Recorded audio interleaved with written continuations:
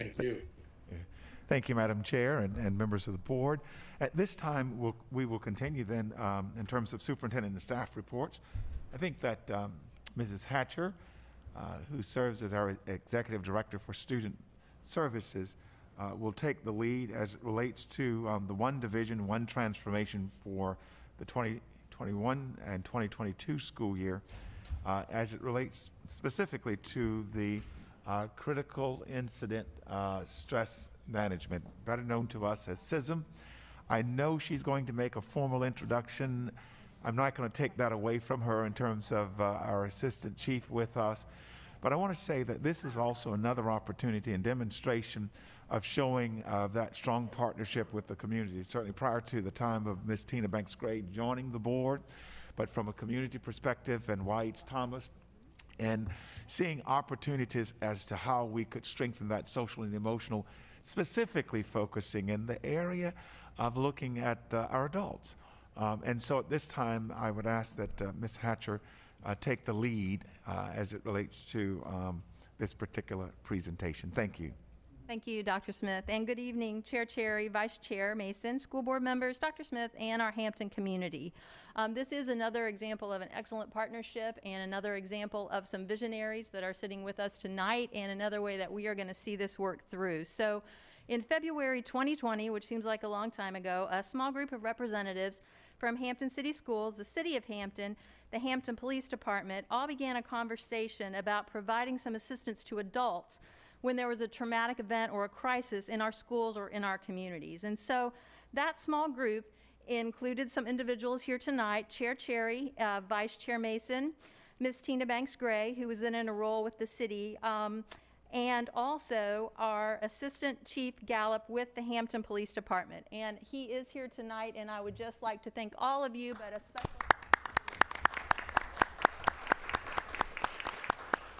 he met with us not only then, but several times he's met with Ms. Ruth and I, and really been a great support and help. So the catalyst for the conversation that day was really several traumatic events that had already occurred in schools and in our community, and in a short period of time.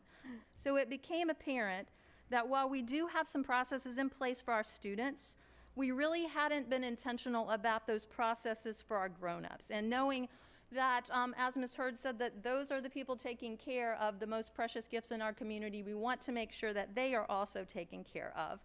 So Chief Gallup did give us this model that I'm going to share our Hamptonized version of that tonight with you.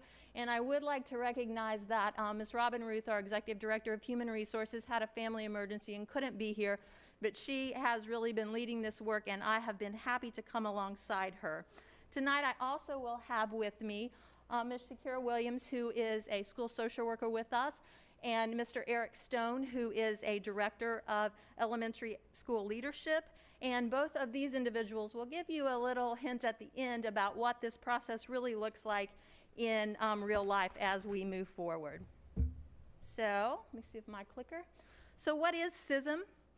CISM stands for Critical Incident Stress Management, and is a highly structured and nationally recognized process, and it was initially created for the military as a tool for assisting soldiers who had experienced very traumatic events during their service. This model's been adapted since, and it is used very often with first responders, utilized by police and fire departments around the country, internationally, and of course in our city of Hampton here. So why did we look at CISM? I gave you a little picture of how this vision started, but really it fits so well with our strategic plan and our desire to create safe and nurturing schools for students and staff. So for many years, again, I spoke about our process for students and individuals that are hired to address the needs of those students, but we wanted to have that same intentional focus for our adults. So CISM will help us provide this structure, help us focus on adult needs following traumatic events, and help them move forward and rebound from these events. It will also allow us to create a more formalized process for addressing the needs of students, because we really want to have this process reflected for students and adults. So a critical incident, you can see here what we're defining as a critical incident, but really this work isn't so much about what we say a critical incident is or what has happened. It's really about the impact of these events on an individual and their ability to cope and their reaction to an event and how they can move forward. So we all will experience events and trauma differently. So what creates trauma and stress for one person may look different to another. Yes. In CISM, we're not critiquing a logistical process of how a crisis or an event is handled. We're not trying to diagnose anything with the individual. We're really just helping them to have a process, to have their feelings heard, and to try to be able to rebound from that trauma. So here are some examples of critical instances, and unfortunately many of these have happened in our schools and in many schools around the country. So Hampton City Schools has, we have realized the impact of trauma also not just in one of these serious incidents, but also the repeated events that may be smaller of nature, but start to build up and cause stress in individuals. And we can certainly look at the last 18 months for examples of some of that cumulative stress and crisis that are in our children, staff, and our own lives. So who are the members of our CISM team? We really, again, have two groups of individuals who are helping with that. And this first group that you see up here are hired by Hampton City Schools, and many have a mental health background, such as our counselors, psychologists, social workers, and our nurses. Our school security officers are also hired and trained to work with students during a crisis. In this area of CISM, they were invited to start this work for us and be a foundation. They are already working with children when they experience crisis and trauma, and now will be called upon to work with adults. One of the most unique and exciting things I think about CISM is that the second group that will be a part of our team are our volunteers. These are known as peer supporters. They're not counselors, they're not mental health providers, and we're not training them to be that. They will play an important role in the team, and they are volunteering not of their work duties, but because they really seek to help and support other individuals in their community. So it was very important, as Assistant Chief explained to us, that these be volunteers and that there be no requirement for our staff to participate in this team. What do the peer supporters do? All of our peer supporters will be trained, and we have started that training. You'll hear about that in just a minute. We know that having a peer just to talk to and someone who understands where you're coming from, is familiar with your work environment, is trusted and respected, will encourage you to open up and share feelings that you have about trauma, how that's impacting you, what stress responses you might be having, and you're also more likely to hear some positive coping strategies and take those on if you're talking to a peer. Peer supporters, again, I said this, are really trained for emotional first aid. They're not counselors, they're not mental health providers. It's not therapy or anything at that level. What it is a way for us to talk about those feelings, validate the feelings, normalize those feelings, and offer some coping strategies. It is also, as part of the training, our peer supporters will learn some identifying characteristics that may recommend an employee seek mental health support from a mental health provider. So here are the individuals who have been working on this team, creating documents and helping get the training started. And it's a mixture of volunteers and those who already have mental health support. And we right now have 15 applicants who want to be peer supporters, and also we have some folks who are also going to jump on board with this team and help us document some of this work. So we are committed this year to focusing on these areas as part of our implementation plan. We really want to build capacity and awareness around this. We now have 40 employees who've received CISM certification. We've had 2 classes that are provided by a CISM certified mental health provider, and we are anticipating continuing those classes each month. Our goal is to have 30 people participate in the class each month, and it's an intensive training of 3 full days. So that's our goal for this year, to continue those monthly offerings to our staff. We also have a number of certified team members. As they grow, those individuals will be assigned to support specific schools. So we're looking at spreading out those volunteers, those peer support throughout our schools, perhaps using our high schools as the anchor, and then those geographical areas around them to respond to crises and events that may come up. We want to engage Ms. Gorel and her folks in marketing our CISM team so that we have asked for volunteers, and Ms. Ruth has shared, but we really want to do a more thorough job of marketing this so people understand the great benefit that this can bring to them by serving and to our community. We also are planning that we will begin on how to implement the CISM concept with our current system of support for students.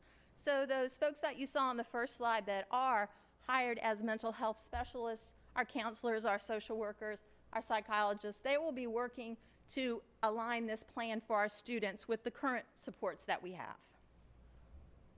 So at this time, I will turn it over to my colleague, Mr. Stone and Ms. Williams, and they will share with you. They are involved in the training and some support work, so I will let them tell you how that's going. All right,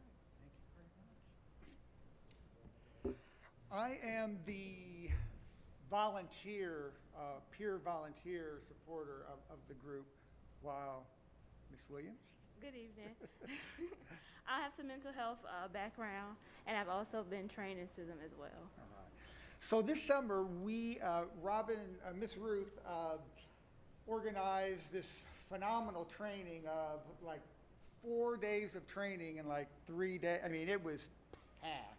And it was really just wonderful, wonderful information. And when you're kind of looking back at all of it, it was, you know, part of it was just, you know, as you saw this evening, you know the rationale and why this is an important piece of any school division to have, and yet we're the only ones around who are even, again, the only ones that are leaping in and saying, we need this, this is important for our staff, and then of course it spills over to our students. So part of it was just getting the whole idea of what is involved in critical stress incident management. And we learned a lot about the physiological, the emotional, physical, psycho, I mean, it's everything that can happen and does happen when folks experience stress and whatever that may look like. And so that was a big part of the training. So we were involved in role plays, and we watched videos and did reenactments and some different things like that. And then the other part of that was we were having, I call it a strategy toolbox. There's so many different protocols that you use for different incidents and for different interventions, I guess. And I just threw a few up there. Miss Williams and I were involved in a couple debriefings this summer, or this fall, okay, as it started. So we were really involved. We had about 40 of us involved in all this. We practiced. We took like a group graduation picture. We threw it all. Then we're all kind of walking out saying, okay, so what's going to happen? When will we be called into service? And we got the email. Miss Ruth sent out again, say, hey, I think we have something that, we may want to try let's practice our skills, because, you can read about it and you can practice. Yeah. But at the academy, there's nothing like real opportunities to put in that. So there was an incident that happened at a particular school, and we said, yeah, sure, let's do it. So Shakira and I, we planned a little bit, not much, she was at her school, I was doing my thing. We said, okay, let's go do this. So we met with a particular staff and kind of went through the process. Maybe you want to talk a little more about that at this time? Right. So we've had the opportunity to respond to two different situations. The first one, as Mr. Stone was mentioning, was a group setting, a group crisis that required some intervention and debriefing. I found it to be very helpful. As we know, Hampton City Schools does a phenomenal job at trying to support the students and families in Hampton, but just to have something for the staff takes it even like a step further. the main thing is, one important thing about CISM is we want to try to return the staff back to their original state before the crisis happened. So we want to go in and kind of like normalize their feelings and have a great understanding of how they feel and offer support and coping skills just to get them back to that place that they were before so they can serve our children and do their jobs in an effective way. The second incident that I responded to was a peer support, and it was pretty much the same. People just want to feel heard. They want to feel like they're valued, and they are valued. So just to have a listening ear and somebody to validate their feelings and let them know, hey, I hear what you're saying. You're not alone. Let me know how we can help. And then if they do need to see a mental health professional, just providing those extra support so they know what to do in that event. Following the CISM event that Ms. Williams and I did, it was a couple of days later. I was just, as we all do, text all the time. So I texted the principal. Sorry, I know I have a teacher voice. I can use it. Okay. I texted the principal and I said, okay, hey, how is the supported group getting along? Any feedback?